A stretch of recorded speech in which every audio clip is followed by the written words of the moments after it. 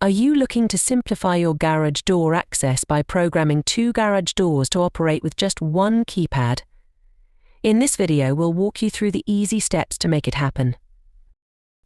First, make sure that your garage door opener and keypad are compatible with multiple doors. Check the user manual for your specific system, as some keypads may have different programming instructions. Next, enter the master code on the keypad and follow the manufacturer's guide for programming additional doors. Typically, you'll assign each door to a separate button on the keypad by following a specific programming sequence. Once both doors are programmed, test the setup to ensure that each door responds to the assigned buttons. If something isn't working right, a quick reset or troubleshooting step from the keypad user manual should get things back on track.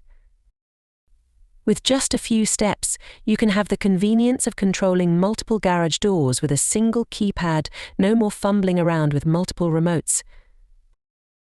For more information, don't forget to like and subscribe to this channel.